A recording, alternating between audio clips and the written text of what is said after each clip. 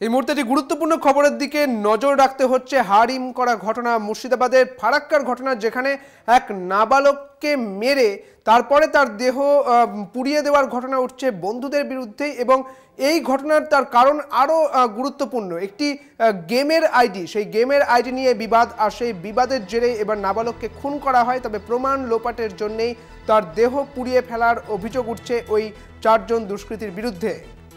বিষয় বিস্তারিত জানবো। আমাদের সঙ্গে রয়েছেন আমাদের প্রতিনিধি কল্যাণ চন্দ্র, রয়েছেন আমাদের সঙ্গে। কল্যাণ, কি জানতে পারছো, এই ঘটনা কি ঘটেছিল? দেখো সুদীপ্ত, সেটা হচ্ছে এই যে গেমের আইডি নিয়ে গন্ডগোল বন্ধুদের মধ্যে। পুলিশ যেটা জানাচ্ছে যে ফারাক্কার পাপাই দাস, পাপাই দাসের যার বাড়ি ফারাক্কা বারাজ ব্যারেজ আবাসনের মধ্যে, এবং গত 15 তারিখ তার মৃতদেহ উদ্ধার করে এবং উদ্ধার হয় ফারাক্কা ব্যারেজ নিশ্চিন্দা ঘাট পিলার সংলগ্ন এলাকা থেকে। এবং সেই মৃতদেহ উদ্ধারের পর কিন্তু দেখা যায় যে পোড়া মৃতদেহ, এবং মৃতদেহ উদ্ধারের পর পরিবারকে এনে শনাক্ত করা হয়। পাপায়ের মা আসেন গতকালকে এবং তিনি শনাক্ত করেন মৃতদেহ।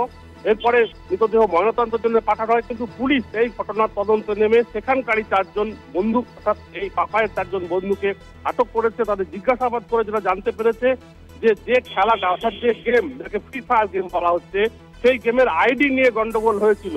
কারণ হচ্ছে, তুমি জানো যে এই গেমটাতে কিন্তু খেলে টাকা ইনকাম করা যায়, আর প্রত্যেকের আলাদা আলাদা আইডি থাকে। অর্থাৎ একজন একদিন খেললো, পরের দিন সে আবার যখন খেলবে সে একই আইডিতে খেলতে পারবে।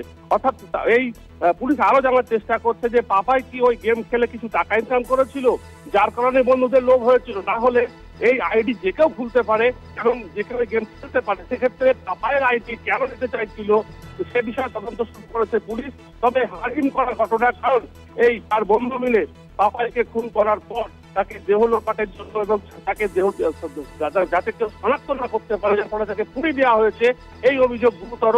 এ কারণে পুলিশ তদন্ত করে দেখছে যে এই 4 জনের সঙ্গে আর কেউ জড়িত রয়েছিল কিনা, না শুধুমাত্র তাদের এই গেমের আইডি নিয়ে গন্ডগোল, না অন্য কোনো কারণ রয়েছে কিনা। সুদীপ্ত, কল্যাণ, মৃত নাবালকের পরিবারের পক্ষ থেকে কিছু বলা হয়েছে?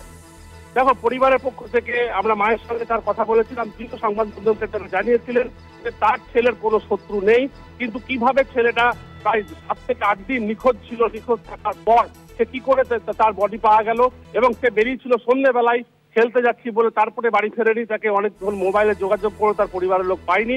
এরপরে কিন্তু পরিবারের লোক 2 দিন পরে খোঁজাখুঁজির পর ফারাক্কা থানায় অভিযোগ দায়ের করে, এবং গত পরশুদিন সন্ধ্যার দিকে এই পাপায়ের মৃতদেহ উদ্ধার হয়। কিন্তু পরিবারের পক্ষ থেকে দাবি করা হয়েছে যে কোনো রকম শত্রু তার ছিল না, যার ফলে পুলিশ কিন্তু তার বন্ধুদের সোর্স এবং বন্ধুদের সমস্ত মোবাইল সেগুলো শুরু করে। ধন্যবাদ তোমায়। আমাদের সঙ্গে ছিলেন আমাদের প্রতিনিধি কল্যাণ চন্দ্র।